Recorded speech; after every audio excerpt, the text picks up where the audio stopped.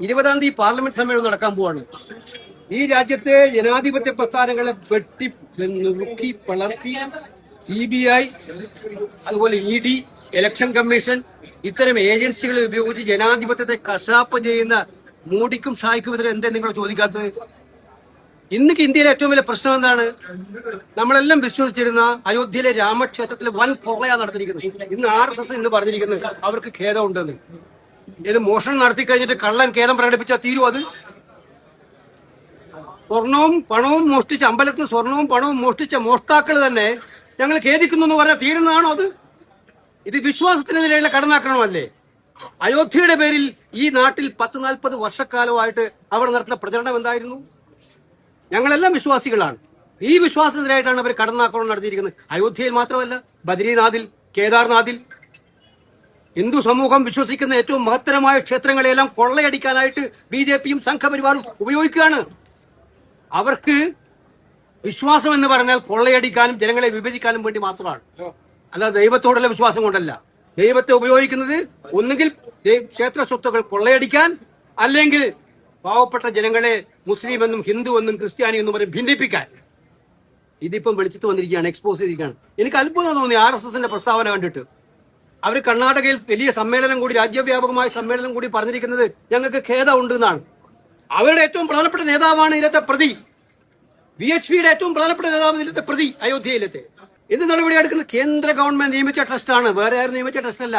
പ്രധാനമന്ത്രി മോഡി നേരിട്ട് മേൽനോട്ടം വഹിച്ച് നിയമിച്ച ട്രസ്റ്റാണ്.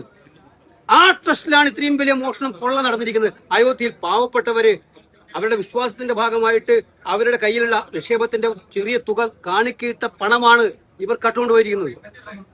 ഇത് വിശ്വാസത്തിനായിട്ടുള്ള കടന്നാക്രമണമാണ്. ഇതാണ് ഇന്ന് നാട്ടിലെ വിഷയം. ക്ഷീരമുള്ളവരകിടും ചുവട്ടിലും ചോര തന്നെ.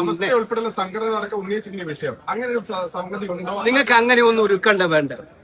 കേരളത്തിലെ ഗവൺമെന്റിന് കോൺഗ്രസ് നയിക്കുന്ന ഗവൺമെന്റാണ്. കോൺഗ്രസിന് ഓരോ കാര്യത്തിലും വ്യവസ്ഥാപിതമായ നയങ്ങളുണ്ട്, പരിപാടികളുണ്ട്, വ്യക്തമായ ലക്ഷ്യങ്ങളുണ്ട്. ഇതിൽ നിന്നും വ്യതിചലിച്ചുകൊണ്ട് ഒരു നടപടിയും നമ്മുടെ സർക്കാർ സ്വീകരിക്കില്ല. നിങ്ങൾ എങ്ങനെ വ്യാഖ്യാനിച്ചാലും അത് നിങ്ങൾക്ക് അത്രേ പറയാൻ എനിക്ക് മറുപടി ഉള്ളൂ. ADGP MR അജിത് കുമാറിന്റെ കാര്യത്തിൽ ഈ ഒരു മെല്ലെപ്പോക്ക് പോകുന്നുണ്ടോ സർക്കാർ? വലിയ വിമർശനം നമ്മളിപ്പോ കാണുന്ന ഒരു കാര്യം, ഇപ്പൊ സത്യത്തിൽ ഓരോ കാര്യത്തിലും നിങ്ങൾ ഇങ്ങനെ സമ്മർദ്ദത്തിലാക്കിക്കൊണ്ടിരുന്ന കാര്യം സമയം കൊടുക്കൂ. അക്കാര്യത്തിൽ ഇപ്പം ആഭ്യന്തര വകുപ്പ് തന്നെ പറഞ്ഞിട്ടുണ്ട്, മന്ത്രി പലവട്ടം പറഞ്ഞിട്ടുണ്ട്, അവർ നിയമപരമായ പരിശോധന നടത്തിക്കൊണ്ടിരിക്കുകയാണ്. നടത്തട്ടെ. നമ്മളെ സംബന്ധിച്ചിടത്തോളം കഴിഞ്ഞ കാലഘട്ടങ്ങളിൽ കുറ്റം ചെയ്തവരാരാണോ, അത് എത്ര ഉന്നതരായാലും അവർ നിയമത്തിന്റെ മുന്നിൽ കൊണ്ടുവരാനുള്ള നടപടി ഉണ്ടാക്കണം. പക്ഷേ നിയമപരമായ പരിശോധന നടത്താനുള്ള സാവകാശം ഗവൺമെന്റിന് വേണം എന്നവർ പറയുമ്പോൾ അത് ഗവൺമെന്റിന് കൊടുക്കണം. വിഴിഞ്ഞം പദ്ധതിയുടെ കാര്യത്തിൽ ഈ അദാനി കരാർ ലംഘിച്ചു, അല്ലെങ്കിൽ കരാർ ലംഘനത്തിന് നേതൃത്വം നൽകിയെന്ന് പറയും. സാധാരണ രീതിയിൽ മോദിയുടെയും അതിൽ മുഖ്യമന്ത്രി കൃത്യമായി ക്ലാരിറ്റിയോടെ പറഞ്ഞിട്ടുണ്ട്, കേരളത്തിന്റെ ഇൻട്രസ്റ്റിനെ തനിക്കുന്ന ഒരു തീരുമാനവും കേരള സർക്കാർ എടുക്കാൻ പോകുന്നില്ല. അത് തന്നെയാണ് അതിന്റെ ഉത്തരം. അല്ല, അദാനി എന്ന് പറയുന്നത് മോദിയുടെയും അമിത്ഷായുടെയും സ്വന്തക്കാരാണ് എന്ന് പറഞ്ഞാലാണ് നേരത്തെ ദേശീയ തലത്തിൽ ഉൾപ്പെടെ ചർച്ചകൾ നടക്കുന്നത്. അപ്പൊ അദാനിക്ക് ഒരു സോഫ്റ്റ് കോർണർ കൊടുക്കുന്നുണ്ടോ?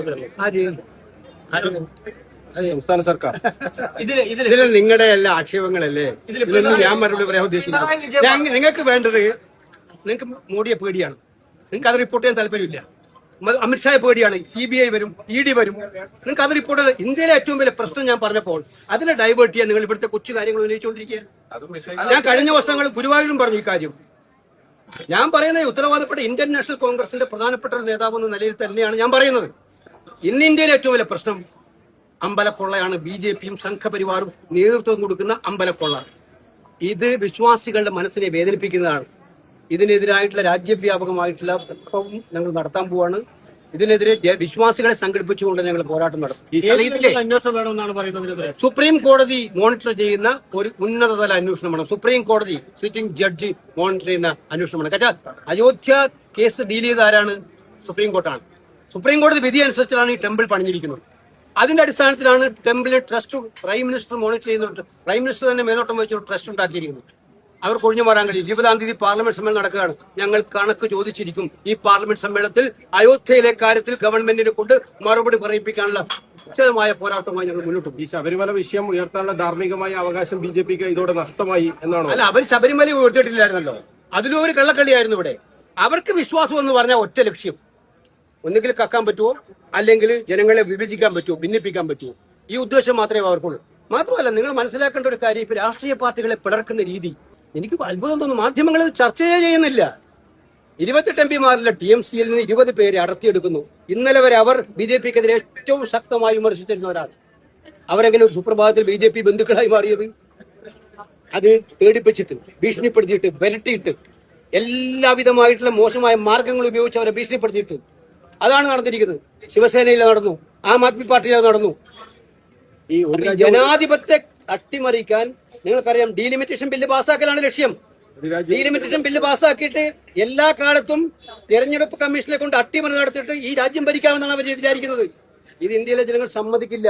ഇതിനെതിരായിട്ടുള്ള ശക്തമായിട്ടുള്ള വികാരം ഇന്ത്യയിലെ ജനങ്ങൾ പ്രകടിപ്പിക്കുന്നുണ്ട്. ഇപ്പോൾ അത് പ്രകടിപ്പിക്കും. അവർക്ക് നീറ്റിൽ താല്പര്യമില്ല. CBSE നീറ്റും നിങ്ങൾക്കറിയാം എത്രമാത്രം വിദ്യാർത്ഥികളുടെ ഭാവിയാണ് അപകടത്തിലാക്കിയത്. ആ പരീക്ഷാ ചോർച്ചയ്ക്ക് നേതൃത്വം കൊടുത്ത മന്ത്രി തുടരുകയാണ്, രാജിയില്ല. മറ്റൊരു മന്ത്രിയുടെ സ്റ്റാഫ് മുഴുവൻ രാജിവെച്ചിരിക്കുകയാണ്. ഇതൊന്നും മീഡിയകളിൽ ചർച്ച ചെയ്യപ്പെടുന്നില്ല.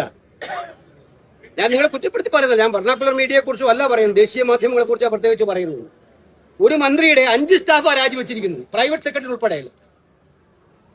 ഇന്ത്യ കണ്ട ഏറ്റവും വലിയ കുംഭകോണങ്ങളിൽ ഒന്നാണെന്നാണ് പറയപ്പെടുന്നത്. അന്വേഷണം വേണ്ടേ? അതിന് ശബ്ദം ഉയരണ്ടേ? ഇത്തരം കാര്യങ്ങളിൽ ദയവ് ചെയ്ത് നിങ്ങൾ ശ്രദ്ധിക്കുക. കേരളത്തിലെ കൊച്ചു കാര്യങ്ങളൊക്കെ ഞങ്ങൾ പരിഹരിക്കും. നമസ്കാരം.